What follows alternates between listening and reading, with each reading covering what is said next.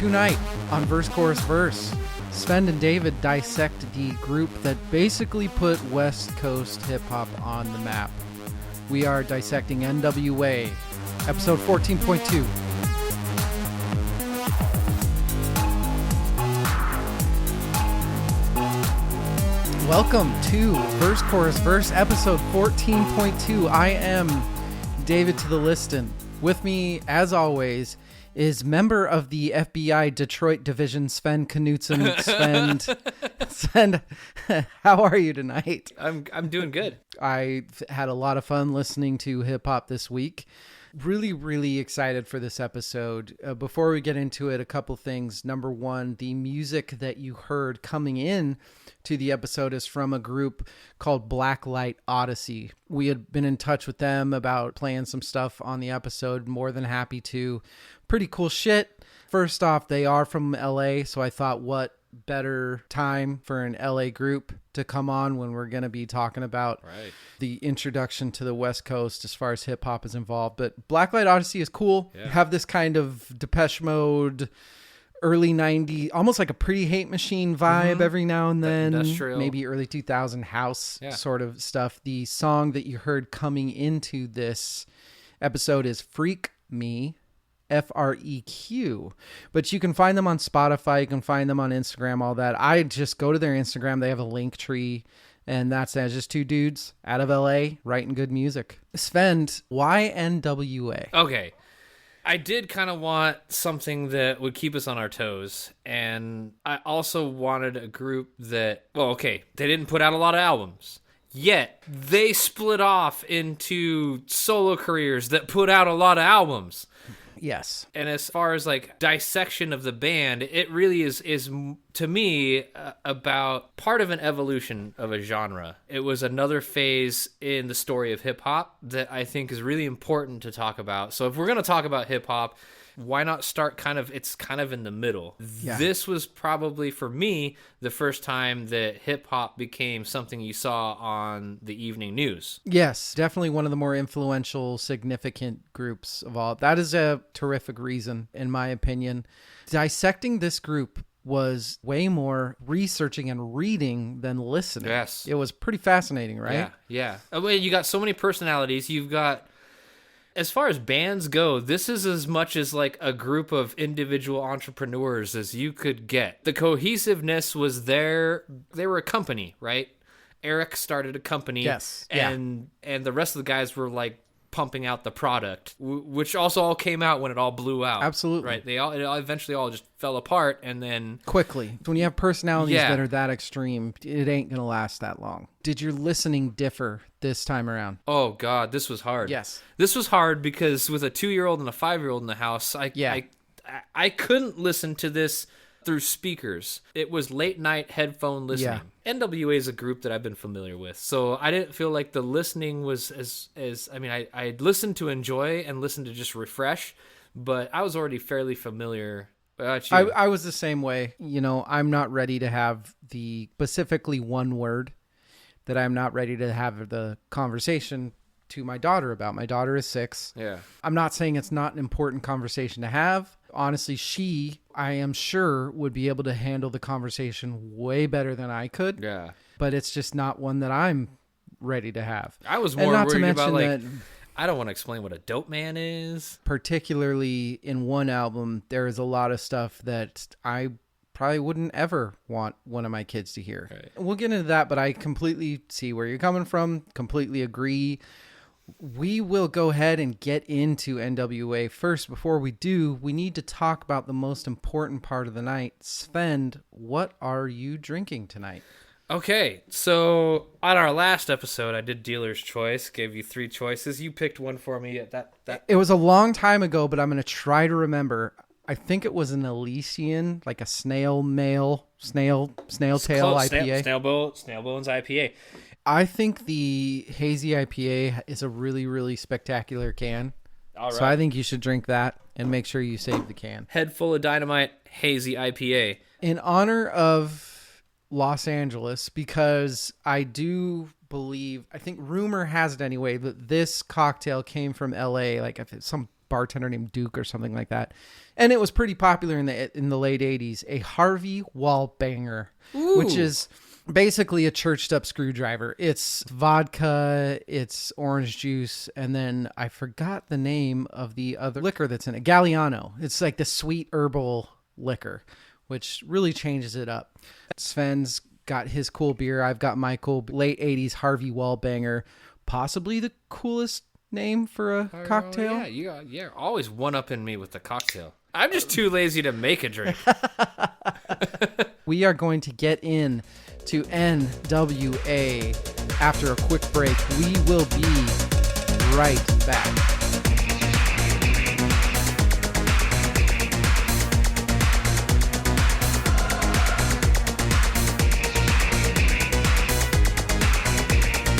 We are back. The song that you just heard, No Future, by Black Light Odyssey. That is their most recent release. Like I said, you can find it on Spotify. Instagram's the easiest place to get it. Bandcamp. Always go to Bandcamp for all these bands. Pay a few bucks to listen to these songs. It's not that much. You remember back in the day where you paid for artists to play music? And then the artist made money so the artist could make more music? Yeah. That's not happening anymore. You've got 8 artists out there making music because they're the only ones making money. And we're actually going to talk about one of them in a couple episodes. That'll be a fun one. Oh, boy. N.W.A. There's going to be a lot of messy stuff in this episode. Probably. I'm just going to say it right now. Fair warning on this one. There's going to be a lot of messy conversations. We're not going to... If we offend you in this conversation, honestly, you might not want to be listening to this podcast anyway.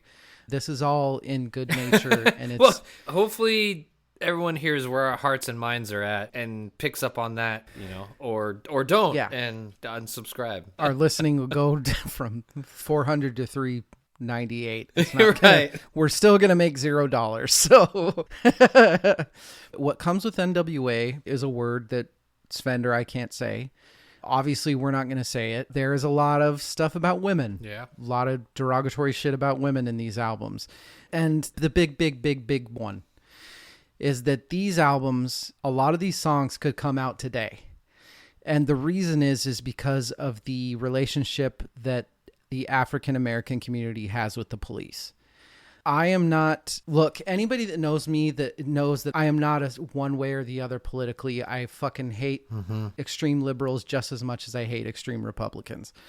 That said, there are people in my life that I very, very much love that are black. And if that is the case for you, what is going on currently in this country, it's not right. That's not a political thing. That's a people that you love thing. If this is going to piss certain people off, that is not my intention. It really honestly is not. This is not a liberal telling conservatives to wake up. That's not at all what's going on here. But there's going to be talk about that. So there has to be talk about that. Well, I mean, that's right? The kind of conversation that moves society forward. Yeah. A lot of times those conversations are sparked off, as we're about to dive into. Art is often the catalyst to bring difficult conversations and topics into mainstream conversation. Well said. It's not a political issue. It's a humanity issue. Right. We live in a part of the world that is very, very white. I don't speak for you, but I'm sure it's probably true for you too, because you've been around. I have been around the world too. I have many African-American loved ones that have very specific justified feelings.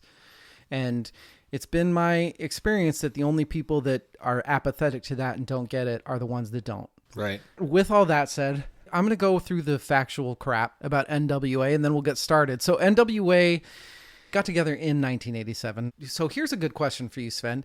Yeah. Was N.W.A. forming in 1987 the official start of gangster rap? Negatory. So what do you think the official, do you think like Ice-T or... What do you think before Ice-T, I think a lot of people forget Schoolie D. Nice. Philly, East Coast. Very similarly, I mean, talking about your neighborhood, talking about what you see when you go out on the street, you leave your house. I think that's where it first started. You just said Ice-T. I think Ice-T was the hand in hand with N.W.A. on the West Coast. Yeah. I really think, it's the same time period. I would say, if you had to name the top 3, it was Schoolie D, then Ice-T, then N.W.A. I see it very, very simply in my head, which is wrong because none of this is ever simple. Schoolie D and Ice-T birthed N.W.A, which started gangster rap. Yeah. That's kind of my... That's just how I see it in my head. Also, how ironic is it that I think Ice-T now plays a cop on TV? Right? Isn't that funny? He's going to have to kill himself. But, he was smart. He did what Jimi Hendrix did. He got out of the army and then went into music so Hell yeah. he could escape the shit that otherwise would have been his life. Original lineup of N.W.A was the Ice Cube, the Dr. Dre, DJ Yella, and Arabian Prince. That was the original group. The same year that they were founded, I'm sorry, I don't remember if this was before or after Straight Outta Compton, but MC Ren joined. I think Ren was already there. Okay, so Ren was there for Straight Outta Compton. And DOC, I think, co-wrote a lot. Although I don't know if we officially count him as part of... So I don't know. He gets credits, but he's not... The group. And then eventually Ice Cube would leave, which we'll talk plenty about before their second album. Yeah, we'll get to that later. So legend has it that Henry Heller was basically bored in the 80s and wanted to figure out the new way to make money in the music industry. Kind of stuck in a rut. He heard of some place in Santa Monica where you could buy like 500 pressings for $1,000. This big record store that was pumping out shit. And so he went. And that's where he found Dr. Dre and Ice Cube and these kids just working out shit. And that's where he and Eazy-E hooked up, and they both formed Ruthless Records. I think Eazy-E set it up first, and then Heller kind of managed it because he really knew the music industry. So Eazy-E already had it, and then Heller came in as the old white dude and said, hey, I will help you with this. We will make millions of dollars off this music. He had a pretty easy job selling to Eazy-E, Eric, because he could, he was white. Hey, nobody's going to give a shit about you. Yes. Unless you have someone like me walk into the meeting room. Exactly, yeah. This is how that whole industry and exploitation, this is like the story of it right here. Heller had kind of already been working with Cube and Dre since he had found them in Santa Monica, and then Dre brought DJ Yella in himself because Yella was pretty awesome.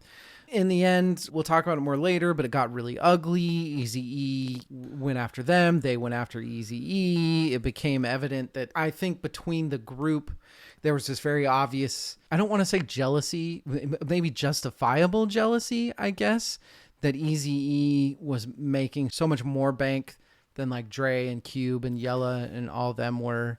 Right. This is where it becomes hard to call them a band. And this is why I think originally I said this was a group of entrepreneurs that got together to work on projects together, because in the end, it wasn't a group interest. They each had to look out for their own interests. My personal opinion is that Dre and Cube were so talented, and Eazy-E was not. Eazy-E, if you hear stories about how he had to record, right? Well, everyone's heard those rumors. He didn't write his own shit. He couldn't stay on beat. He had to work at it. They literally punch him in. Track, like line by line. But Dre and Cube were so obviously talented that I think they realized very early on, which is why this only lasted 2 albums, 1 album for Cube. They're like, I can make so much more money without these jokes here. Carrying them, pretty much. Yes. I think it was amazing that they got to work out the way that they did. And obviously, I think all the complexities in the relationships, I'm sure were probably fixed by Eazy-E dying of AIDS in 95. I think if you look at the beginning of this group, nobody would be surprised that they did not last. Right. This was a good way to look at how art becomes business. Yes. This is an awesome case study for that. I'm going to keep hammering that point because I love it. What caused any of the divisions, it all came back to business. It's hard because people respect Eazy-E, but people love Dr. Dre and Ice Cube because in the end, everybody's going to side with talent. Is there any example prior to the breakup of N.W.A. of battle rap tracks? I don't know that happened before this. Very, very good point. I'd like to say I don't think so, but I honestly have no clue.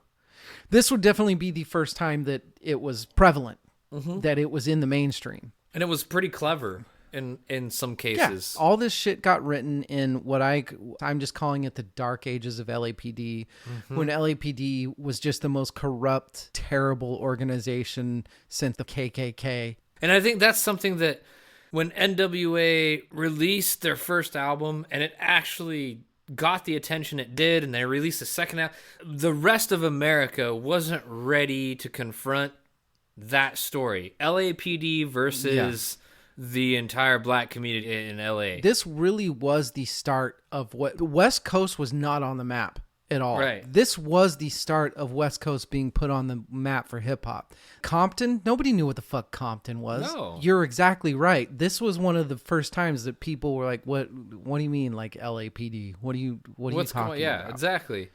And then it quickly blew up and became more and more publicized. But this was like the first glimpse into that. And also, I think you had street hip hop going on the East Coast. Because I don't think that, I'm not saying that New York wasn't going through the same corruption, but it wasn't like the fucking LAPD. No, I think maybe that's where I was going. Yeah. I mean, the LAPD was fucking Talk evil about institutionalized. And they were going directly at black people to make money off of poor people. It was straight up evil. Yeah. And there was nobody there fighting it. Because they were the law, Yeah. right? Like New York had kind of been through their shit. They had activists. They had people at least trying. The poor people in LA had nothing. N.W.A. changed hip hop. For the good or the bad, who knows? But they did. I would say for good. In my opinion, for me, changed hip hop for the good because it made it okay to talk about shit that no one wanted to talk about before. That's what's been on the back of my mind, and I haven't figured out a way to say it. I personally agree. I do. But then my question is, what do you say to the people that say N.W.A., they weren't the start of it by any means, but they really, really made it a big deal to talk about beating women and bitches ain't shit sort of stuff. Like they were one of the first most popular groups to really. This is where really jabs at the heart of the controversy. Yes. Right? Their response is that we're reporting, we're telling you what life is like. We're just reporting what we see. Yeah. We're not promoting it. We're not endorsing it. So if you take that at face value, I know that right now, because of the genre, we're talking about black culture, but in white culture too. Yeah. Women have been... Oh, no, it does. Yeah, the culture doesn't matter. It's... Right? So it doesn't matter what race you are, I think, from a gender perspective. But here's the other issue that I want to bring up with N.W.A. now so that we don't have to... This is just a time to get it over with. And once again, I'm sorry, this is all super messy, but if we're dissecting it, we have to fucking dissect it, right? And one of the things that you have to talk about, if you're really dissecting N.W.A., Dre himself has been in a lot of trouble with... Actions. Yeah. He's dealt with multiple court cases as far as assaulting women. He's had to settle outside of court more than once. Honestly, to me, if you haven't been proven guilty, you're not guilty. But when you're settling outside of court multiple times, something happened. Exactly. Right? What made it even worse is that he addresses it later on, talking about the women that he hurt in this kind of half-ass apology. And that's hard to confront when you're talking about a group like this. It is. He's out here talking about what he sees in the black community at the time and the lifestyle and the crime and the, LAPD. I don't know. I wasn't there. I'm going to say that culturally accepted, it doesn't mean correct, but accepted was this treatment of women. Yes. Cliche, but it's a sign of the times. It's the same reason that I'm still going to read Mark Twain, even though he says that word. Because back then, it was okay to do it. I'm not saying it was right. If you read Mark Twain's writing, he writes a lot about how individuals are all the same, even though he still uses that word, which is fucking crazy. But because to him, in his brain, he didn't associate that with the other thing. Yeah, exactly. And I think that's what I struggle with all the time is that words have the power that we give the word. I feel like that's one of the reasons that African Americans use it in hip hop, appropriated that word back to them. Yeah. Absolutely. If we're using it, then it doesn't mean shit when you use it. Right. Which I think that's awesome. I don't know. This is where it gets into that minutia, and I think it varies depending on individual to individual, whether that's okay, whether it's not. Is that word a symbol of oppression in general, or should it be specific to only black oppression? Which, well, I don't want to say fortunately, but what we do, that's not our decision to make. And I am A-okay with not having to have an opinion on that. Yeah. Okay, so let's talk Ice Cube leaving. Yeah. For anybody that doesn't know, basically what happened was after the first album, the other guys saw Eazy and Heller making just fucking shit tons of money, living in mansions, this and that, and this and that. And the infamous story is that they call a lunch, they give Ice Cube a $75,000 check, and essentially he rips it up and quits the band. To me, something happened when Cube quit, because I think Cube wrote a lot of the lyrics. Dude, yeah. Because it changes in the second album. Yeah, I don't think that's a secret. I think Ice Cube was, he was their wordsmith. A music style that is pretty much all wordsmithing. DJs had their role in the foundation of hip-hop, but at this point, this is where it started to evolve away from like the DJ is the star of the show to the MC, the rapper is now the star of the show. Well, I mean, he joined when he was a kid, right? I mean, he was still in school. He was fucking 19. He was 19 years old. When Straight Outta Compton came out, he was 19. So he was probably fucking 18 when he joined them. Right. This kid was the lyricist. And like you just said, you hear it in the next album. Absolutely. Of course, that's why Ice Cube thought he could go do his own, and he's been successful. His solo career was awesome. You have to really believe that you are the shit and that he was the talent of the band. I'm going to rip this up and leave. You're all fucked because you don't have another album after I go. Yeah. With that, let's jump into the albums. Let's start with 1988's Straight Outta Compton. I cannot emphasize this enough that Ice Cube, who I completely agree with you, I think he was the wordsmith for this, for the most part, was 19. Which really goes to show you what young kids were going through in Compton at that age, to be able to write what he was writing. My favorite thing about this album is the fact that it never got any radio play whatsoever. Because at this day and age, shit like this cannot be played on the radio. No. And yet it sold 2 million copies. Right. That is when you know that an album is not a good album, but a completely groundbreaking, I have to hear this album. Because it sells 2 million when it's not even allowed to be marketed. Yeah. Isn't that nuts? This album was very much how do I make money? Well, they did it. And they did. Knowing that they couldn't market it the normal mainstream album ways. Live shows, and this sounds like old school how bands grind it out without major record label exposure. Right? Yeah. This was like, you're playing concerts, people hear you and go, holy shit, I want to hear more. Grassroots. Yes. It was so new to the world that the FBI was legitimately worried. They got an FBI warning for the song Fuck the Police. The FBI was on them. I think that helped make it even more popular because they didn't have any traditional marketing when they started popping up on the news for Fuck the Police. Yeah. And then, of course, every parent that then was like, well, my kid's not listening to this. What did their kids go and do? Yes. I want to ask you a question. Yeah. There will be a subsequent question to it, but have you seen the movie Straight Outta Compton, and what did you think? Did you like it? I have seen it. I'm on the... I think I enjoyed it for the entertainment aspect. And I feel like it stayed true enough to the story that I don't have any major... I don't think that should be the end of anybody's research. Anytime Hollywood is involved, don't let that be your research. Right. Yes. Absolutely. I think there was some slight bias, maybe.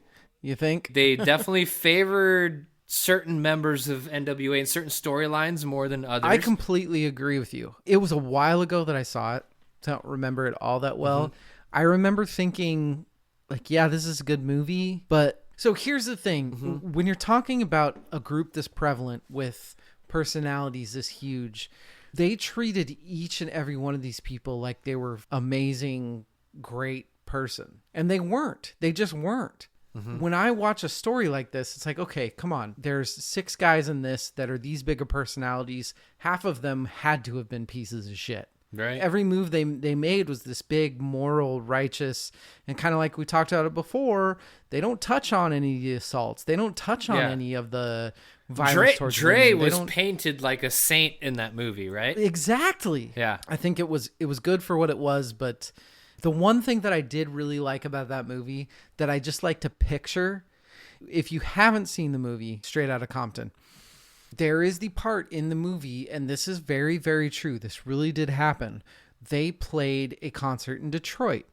And in Detroit, they were told by the police department, you are not allowed to play the song Fuck the Police. Right. Sven, you were talking about what gets us more listeners and stuff.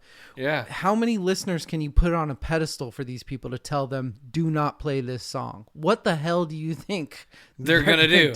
Right? Exactly. And what did they do? They get arrested. And then what was on TV? And they become the most famous group fucking ever. Oh, because they're arrested for playing a song.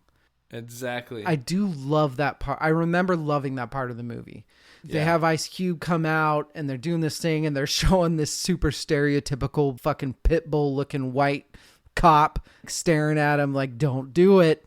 Don't do it. Don't do it, you black don't guy. You dare. And he looks over it. And they start playing. They drop the beat. And it's a really well done part of the movie. Yeah.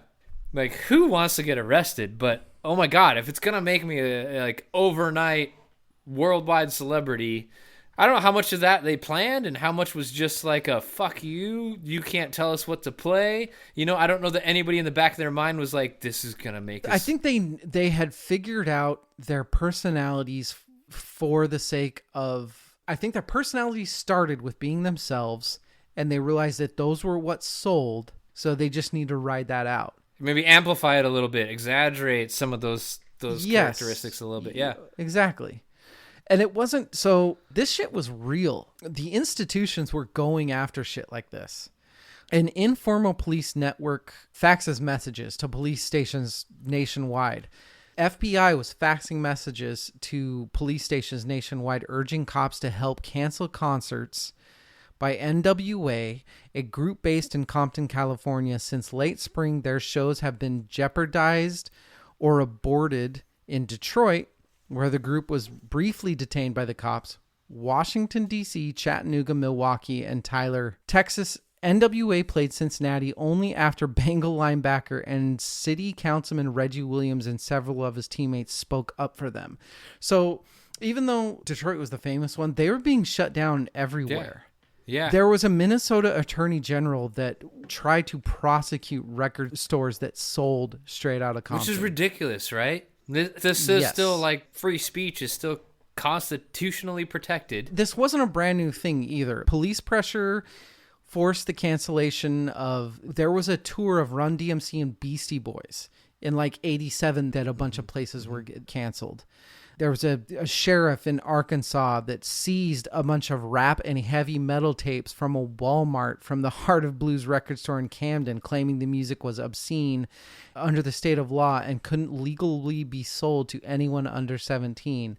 203,000 members of a fraternal order of police declared a boycott of any musical group that advocates assaults on police officers, a significant stand since off-duty cops staff mostly were on these concert security teams. Right. Coming from a day where Black Lives Matter, how relevant and how sad it is that we're still having the same conversation decades later. Arrests from Skid Row, Too Short, Guar, N.W.A, Bobby Brown, Sebastian Bach from Skid Row. I've all been arrested because of this shit. I love that Guar's on that list. This all led to the pinnacle. The explicit lyrics, parental advisory sticker. Sven, I'm going to quiz you now. I remember. I'm watching your face. Don't look at your phone. Do you know who the first parental advisory sticker was on? I remember looking this up. for something else. It's not that hard, and we've already talked about him. Was it Ice-T? Yeah. Okay. Yep. Because, yeah. Do you know who the artist or song is that is to thank for the birth of the thought of the parental advisory? After this song came out, a politician came out and said, we need to start finding a way to put something on an album that tells parents not to let their kids listen to it. Ooh. I'm going to give you a huge... School me. I'm going to give you a huge hint. Ironically, it is Brent Berg, one of our most wholesome friends. It is one of his favorite songs of all time. Right? That did not help at all. Darling Nikki by Prince. What? After that song came out, I'm sorry, I don't have the name of the politician. We need to start putting symbols on albums to tell parents what they should or should not let their kids listen to. Right. I learned something today. And once again, Prince gets brought up because David is David. Because Prince is awesome, too. Straight Outta Compton, it's a great album. It's groundbreaking, obviously in terms of production, because you have Dr. Dre producing his first album. Side one, track one, you are now about to witness the strength of street knowledge. And then it goes into Straight Outta Compton, crazy motherfucker named Ice Cube. I mean, it doesn't really get any better than that, right? No, that seriously is my favorite album opening. It's so good. Yeah. The coolest thing, Ice Cube's delivery. So it's not even just the lyrics. His delivery. It's hard. He comes in he's just a big, angry, fucking terrifying voice at 19. Yeah. My God. And then he follows it up with an entire verse that is just crazy lyrics. It just didn't stop. They have the authority to kill a minority. That's top 5 best fucking hip hop lines of all time. Yeah. And next you have Fuck the Police. That album, the first 3 or 4 tracks are really just incredible. And you also have kind of the verging genius of Dre, who is bringing in these supreme funk, the songs like Parental Discretion and If It Ain't Rough and Express Yourself and I Ain't the One. He's bringing in these... Oh, Express Yourself is one. Yeah, he's bringing in these samples and doing shit to them that really hadn't been done before. When it comes to Dre, he was obviously musically educated. He had his finger on the pulse of what was playing, what was popular, what had been popular. I feel like he was the kind of guy that anything that came out on record, he was going to buy and try to listen to. If he could get his hands on it. To be that young and to be sampling James Brown and Kool the Gang and Isley Brothers, and the beats are so simple. Little single note guitar wah every now and then. And he absolutely knew what he was doing. I think some of my favorite work of his came, as with all of these guys, I think I was a bigger fan of their solo stuff, but you hear so much of the groundwork getting laid in these 2 albums. I listen to that a shit ton more than the other one that I can't say the name of. So here's the thing. This is interesting because we have their second album, which is even backwards. We're just not going to say it. So we're just going to say N.W.A's second album, which came out in 1991. Ice Cube was no longer a member. I will tell you that production-wise, I love this album. I like this album a lot more than Straight Outta Compton. Yeah. This, Dre freaking found himself. This is kind of the birth of the G-Funk thing. It's not all the way there, but this, you hear, this is the start, right? For this album, the lyrics are a lot lazier. Oh, yeah. But the freaking production is incredible. The beats that Dr. Dre is coming up with here are, man, I freaking love them. Yeah. Out of this, you got like the Warren G sound. You got like the Snoop Dogg's. I mean, not on the album, but like this is kind of like what launched that whole sound. The prelude has that super low pounding piano that starts to become really huge in hip hop.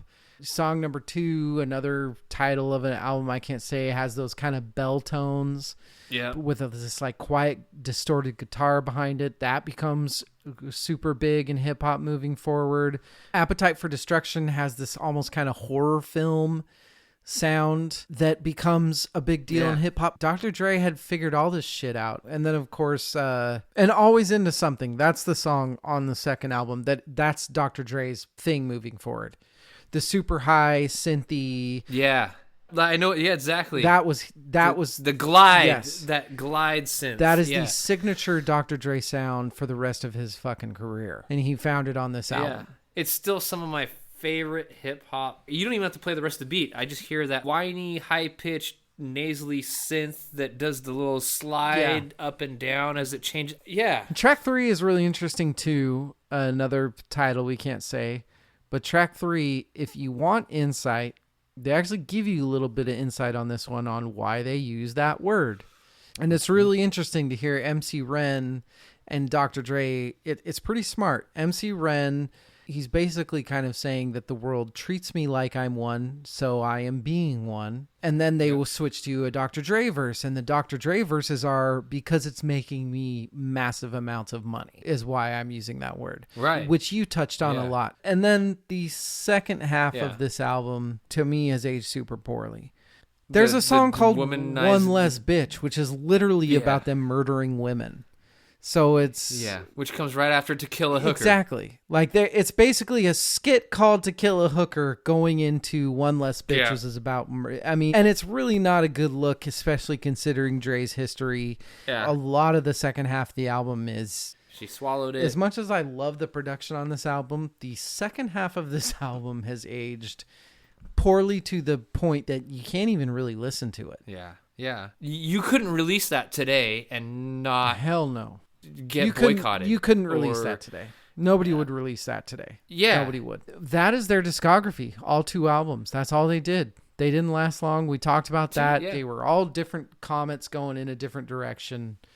And that's about it. But how awesome that they all, at least for this brief period of time, found each other for collided. And I don't think any of the future would have been possible if that hadn't happened. Future of hip hop. We're going to come back after this, and then we are going to talk a little about best of, worst of, all that sort of thing. We will be right back.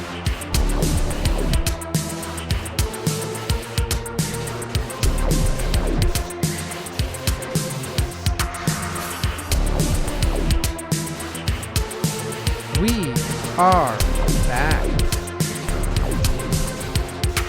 One more thanks to Black Light Odyssey. That song was Breathing in Fumes. Those are the 3 songs that we're going to play. Those are my 3 favorites of theirs. I get to pick them because it's my show, neener, neener, neener. But honestly and truly, check these guys out because it's great. Let's go ahead and start talking about some awards, some categories, little things like that. Let's start with personal influence. Svend, when did you become a fan, if you're a fan, and do you have a story with the group?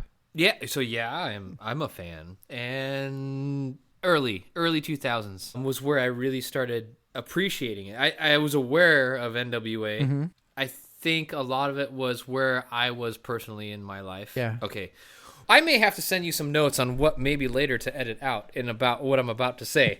So jumping back in, the first 3 years of 2000s, I found myself operating, let's say, a not so legal business fairly lucratively. Yep. A lot of the same things I dealt with going over to my manufacturer supplier. The things I encountered on a day-to-day drive, having to know that you can't depend on the police to protect you if someone breaks into your house, because you're not going to call them and tell them what people breaking into your house are stealing. And with your line of business, there is a better likelihood that somebody would be breaking into your house. I definitely didn't experience black life. I definitely didn't experience ghetto life. That is not it. What I experienced was something I brought on myself. It was a choice I made. That's the biggest difference I think I need to get out of the way.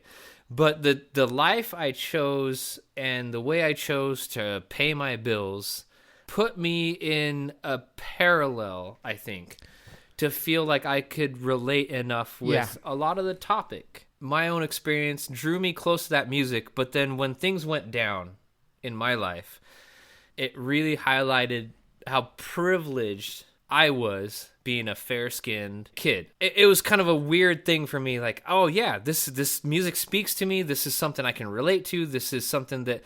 And then when shit goes down, I realize, like, I'm not dead. Yeah. I am here in court, several days later. I'm not dead. That was the OG. A lot of ways I was mistaken. Yeah, absolutely. Have fun editing that one. I'm putting the whole fucking thing in. Sorry. Put the whole goddamn. Sorry, all Sven. Right. It's fine. I'll put it all in. If you get arrested, you get arrested. Do it. I'm not a huge fan. Okay, I'm a huge fan in the regard that I have the utmost respect for what they did, what they came out with, all that. But I don't listen to them very often. And I never did. Mm-hmm. I fucking love Dr. Dre. I love Ice Cube. Mm-hmm. I love the late 80s, early 90s gangster rap stuff. The whole birth of the parental advisory sticker stuff just completely fascinates me. I am a huge fan in certain regards, and in other regards, I don't. If Fuck the Police comes on in a bar, I'm gonna like fuck yeah. But right. I don't choose to just turn on N.W.A. very often. Lyric talk, are they good? I mean, that's silly. Well, we've really gone into it. Yes and no, right? Exactly. They're really, really, really, really, really bad and really, really, really, really good. Beyond being very 80s hip hop, there are a lot of great lyrics. I'm not a big fan of Eazy-E stuff, but Fuck the Police, we already talked about, have the authority to kill a minority, which is such a great line. I don't give a fuck about radio play, observe the English eye display. But it was still very limericky, right? You dropped some famous Yes. lines there. All the rhyme schemes, I think, and this is not just N.W.A. I think hip-hop at this point, it's still limericky. Yeah. It's still very much rhyme, rhyme. But you're starting to see clever, the metaphors as well as just clever ways to rhyme. Crazy motherfucking name, Ice Cube. Ice Cube. One of my favorite lines. Whatever. Musicianship, production, which we'll talk production. Production is outstanding. Yes, for the time. If that production was on a record today, it would get shit on. Well, that's silly. But yeah, that's very true. It's yeah. I think the thing that made it good, the samples, it was curated. It wasn't just find a beat that someone can rap to. There was a lot more craft and thought. Pretty much already touched on this. Is there an obvious best rapper? I think we both agree that it's Ice Cube, right? We both like Ice Cube, yeah. Yeah, it's pretty perfect, especially for the point in time. And I don't know if it correlates, maybe not. But the fact that the second album has a lot of the anti-women shit, I don't know why. I feel like it would have been a lot more concentrated on other things if Ice Cube would have been there. Yeah, he was pushing the social agenda, the political agenda more than...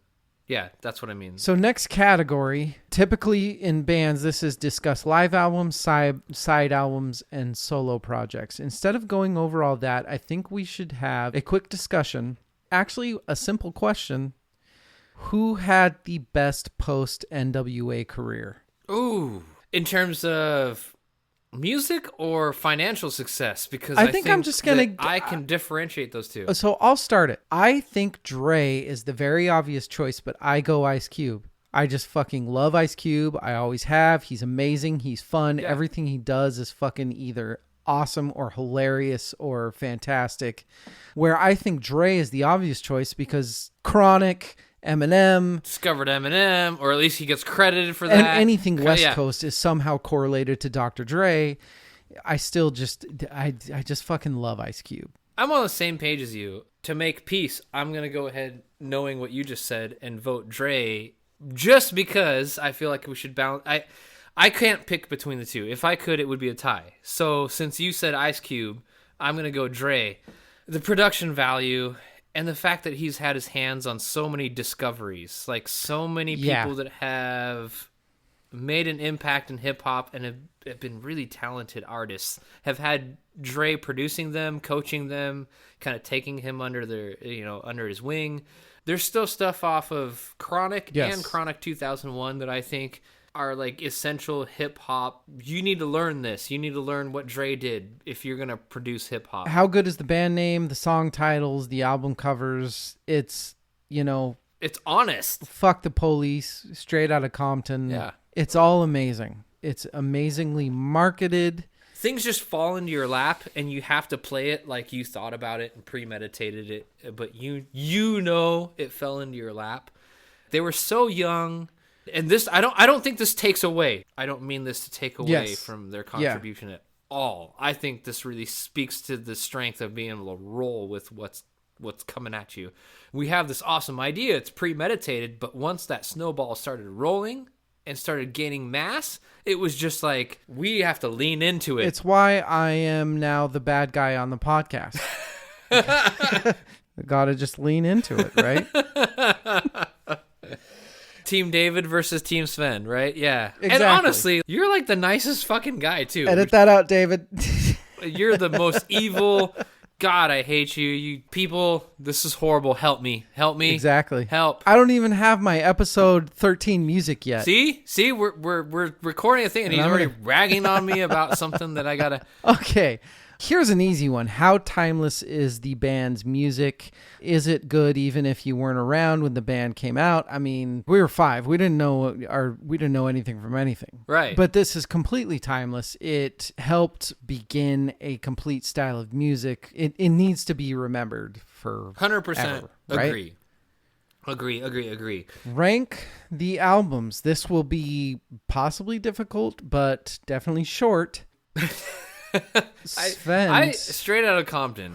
That's my album. The other one is not the whole group. It is N.W.A. On record, it is N.W.A. But I think without Ice Cube, there's a huge hole. So I'm going to be... this is so fucking hard for me, Svend. Because I think the first half of both albums are what's good. I don't think the second half of each album are all that good. I think the first half of the second album is so fucking amazing, but it doesn't have Ice Cube. Doesn't have to, though, if you like it. I mean, that's the thing. Like, Ice Cube's not the only lyricist. My favorite album of N.W.A. is their second album, which is insane because Ice Cube isn't on it. But the first 4 songs, not even that, like the first 6 or 7 songs are just incredible. They're so fun to listen to jog to do anything to. It's not where my favorite songs are, but it's definitely just Dre had his shit figured out by then. Which leads us into N.W.A. top 5 songs. So I am going to Can we even say? Okay, yeah. Sven, what is your 5th favorite N.W.A. song? I think Express Yourself. Yeah, part of me. Okay. Let's express yourself. Express yourself. I like it. For sure. My 5th favorite is Appetite for Destruction.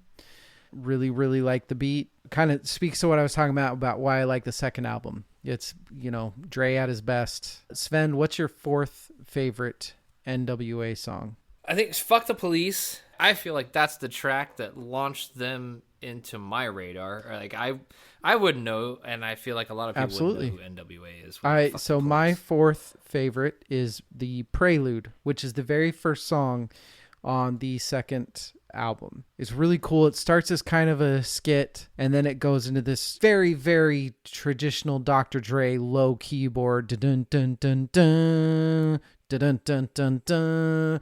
I just fucking love it. I will go ahead and give my 3rd favorite N.W.A. song. It's Straight Outta Compton. Crazy motherfucker named Ice Cube. Sven, what is your 3rd favorite N.W.A. song? The third track on the second album. I can't say any of this. Hey, you didn't say anything bad. Yes. So I'm going to kind of go through the same thing here for my 2nd favorite N.W.A. song of all time. It is song number 2 on the second album. It is Real Whatevers Don't Die. And it's that same Dre, this super hard. We talk in an episode that we do about 1969. We talk about parents hearing I Want to Be Your Dog for the first time and just being terrified. And that's what I picture with this. I picture some fucking suburban dad hearing this song and be like, oh my God, we're all going to die. And I love it. It makes me so happy. Sven, what is your favorite N.W.A. song? I feel like I know what's coming.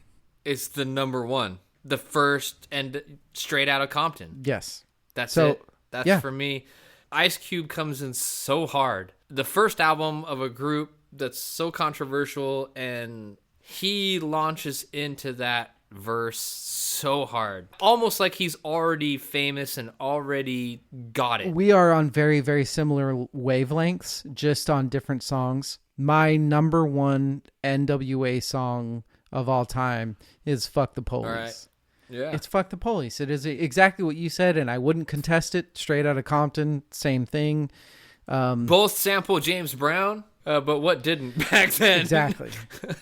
So let's rate this group. How high are they on your personal mountain? Are they on your Mount Rushmore? I'll start. They're not one of my favorites. They would be on a very specific Mount Rushmore. If we were talking influencers of hip hop, yeah, they might be right.